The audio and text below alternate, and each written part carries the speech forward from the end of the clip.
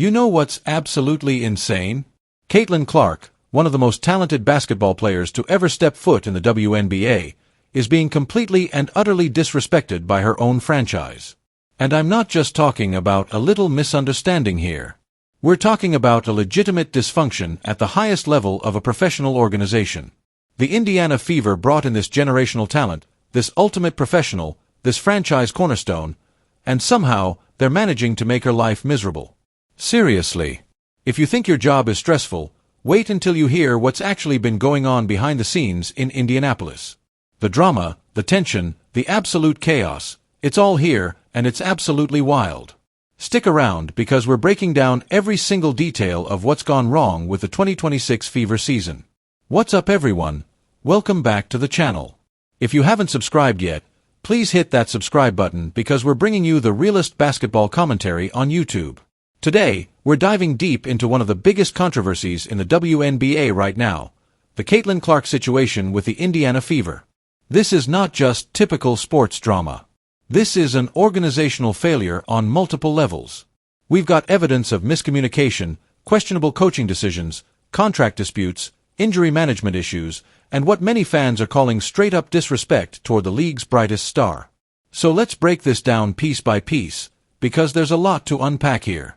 Let me take you back to the beginning. When Caitlin Clark entered the WNBA in 2024, she was supposed to be the savior of women's basketball. And honestly, she was. The ratings went up. The attendance numbers skyrocketed. Merchandise sales broke records. This girl was transcendent, even as a rookie. She was breaking records left and right, playing with a competitive fire that we hadn't seen in the women's league in decades. Then 2025 happened. And this is where the Fever organization started to show cracks. Clark dealt with injury after injury. We're talking soft tissue injuries, various ailments that kept her sidelined for most of the regular season. She only played 13 games. 13 games. But here's the thing, even missing almost the entire season, she was selected as an all-star because of her talent and because the fans knew what she was capable of. That's how good she is. The Fever, without her, still managed to make it all the way to the semifinals in 2025, coming one game away from the finals against the Las Vegas Aces. That should have been a wake-up call for the organization. That should have shown them, we need to protect this player. We need to manage her carefully. We need to make sure she stays healthy because she's our franchise cornerstone. Did they do that? Apparently not. Going into 2026, the Fever were positioned as championship favorites. Everyone was talking about how they would finally get over the hump with a healthy Clark. ESPN had them in their championship contender conversations. Analysts were predicting finals runs. And Clark herself came into training camp healthy, motivated, and ready to prove that the Fever could be a dynasty in the making. This was supposed to be her redemption year, right? This was supposed to be the season where Caitlin Clark led the Indiana Fever to a championship. Instead, what we got was chaos. Now, let's talk about the elephant in the room, Coach Stephanie White and her relationship with Caitlin Clark. On the surface, everything looked fine. White was brought in to develop Clark and create a winning system. She had experience. She had credentials. On paper, it made sense. But then, on May 30th, 2026, during a 100-84 blowout loss to the Portland Fire, something happened that shocked the basketball world. Clark and White had an animated sideline exchange. We're not talking about a quick word here. This was a full-on confrontation on the sidelines, caught on broadcast, that made everyone watching go, "Wait, what's going on there?" Now, afterwards, both Clark and White downplayed it. They said there were no hard feelings. They said it was just competitive passion. They said it was being overblown by the media. And maybe they were right. Maybe it was just one moment of frustration in a high-pressure game. But here's what bothered people. It happened at all. When you're the #1 overall pick, the face of the franchise cornerstone, you shouldn't be having sideline arguments with your head coach in a blowout loss. That's not a sign of a healthy organization. That's not a sign of good communication. That's a sign that something is fundamentally broken in the relationship between the player and the coaching staff. And then it got worse. Because after that game, there were reports of internal discussions about the altercation. Media outlets were saying that there was tension behind the scenes. The rumor mill started spinning. People were questioning whether White was capable of managing Clark's personality, whether she was equipped to handle a superstar, whether the dynamic between coach and star player was salvageable. Here's the real issue though. Caitlin Clark is an ultimate professional. She comes to work every day. She puts in the effort. She shows up for her teammates. She does everything right. And yet, her coach is putting her in situations where she's frustrated enough to have sideline arguments? That says more about the coaching situation than it does about Clark. Section 3. The officiating and no-call nightmare, 6:15 to 9 o'clock. But wait, there's more. Because the disrespect goes beyond just the coaching staff. The WNBA officials have been absolutely atrocious in their treatment of Caitlin Clark. During the Fever's season opener against Dallas on May 9, 2026, there was a controversial no-call on a play involving Clark. She drove to the basket, and it looked like she got fouled. It absolutely looked like contact was made. And you know what Clark did? She lost it. She went off.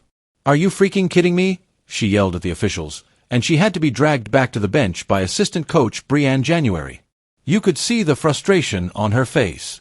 This is a competitor who knows when she's been wronged, and she wasn't having it. And then in a later game against the New York Liberty in May, there was another no-call situation. This time, Fever head coach Stephanie White herself had to comment on it. She said, and I quote, "I thought she got fouled. I think it's pretty egregious what's been happening to us the last few games." She went on to talk about the disrespect that has been directed toward the Fever. Now, this isn't a new issue. This has been an ongoing problem since Clark entered the league. Opposing players have been fouling her hard, playing physical, and the officials haven't been calling it consistently. It's almost like there's been a double standard applied to Clark's game. She gets fouled just like any other player, but the calls aren't being made the same way. It's disrespectful, it's unfair, and it's something that the WNBA league office really needs to address. Clark herself said after one game, "I honestly could have probably got a couple more calls on a few of them, but that's okay." But you know what? It's not okay. It shouldn't be okay.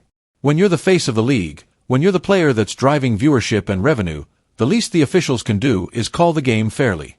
Instead, what we're seeing is inconsistent officiating that puts Clark at a disadvantage. This is where things get really serious.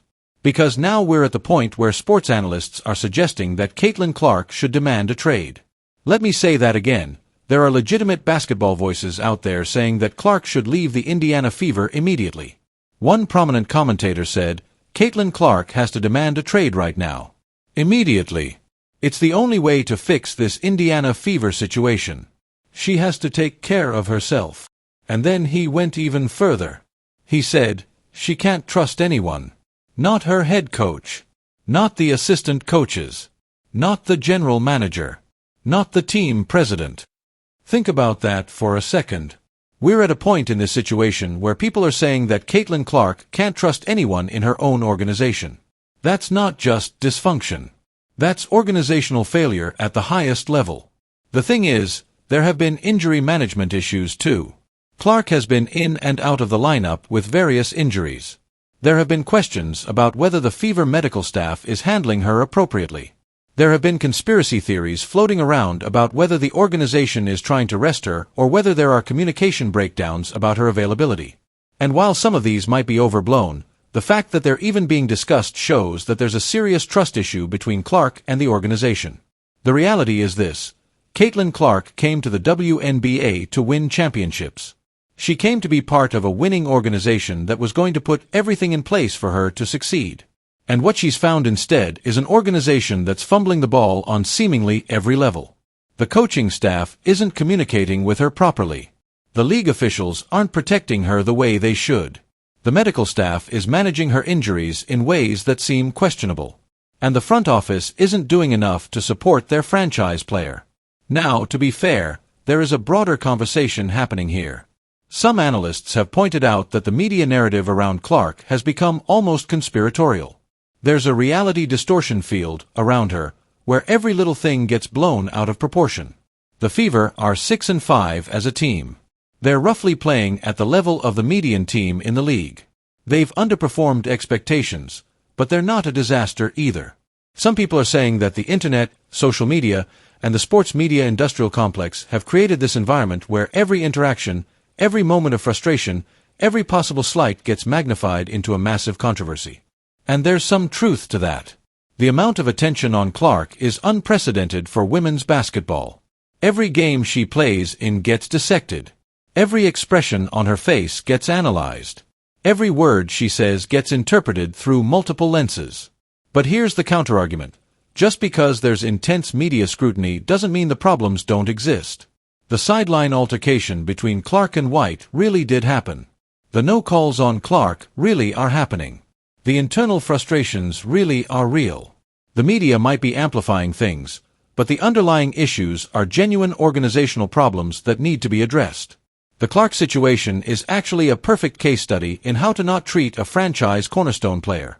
You have a generational talent, an ultimate professional who does everything right. She shows up. She puts in the work. She competes at the highest level. And yet, her organization is failing her on multiple fronts. That's not something that can be explained away as media hype. That's a real problem. So what happens next?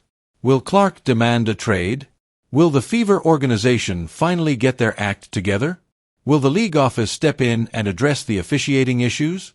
Will Coach White and Clark repair their relationship? Those are the questions everyone is asking right now. Because at the end of the day, Caitlin Clark is too talented, too important, and too significant to the WNBA's future to have her talent wasted in a dysfunctional organization. She deserves better. The fans deserve better. And frankly, women's basketball deserves better. This situation is a wake-up call for the entire league. You cannot take your superstars for granted. You cannot mismanage them. You cannot fail to provide them with the support they need. Because if you do, you're not just hurting that one franchise, you're hurting the entire league. So that's the full breakdown of what's gone wrong with Caitlin Clark and the Indiana Fever in 2026. It's a complicated situation with no easy answers, but what's clear is that something needs to change. The organization needs to step up. The coaching staff needs to communicate better. The league office needs to address the officiating inconsistencies. And most importantly, Caitlin Clark deserves to be treated like the ultimate professional that she is, with the respect and support that someone of her caliber deserves. If you found this breakdown helpful, please hit that like button. Subscribe to the channel for more in-depth basketball analysis. Drop a comment down below. I want to know what you think about this whole situation. Are you Team Clark? Do you think the Fever organization is failing her? Let me know in the comments, and I'll see you in the next video. Peace out.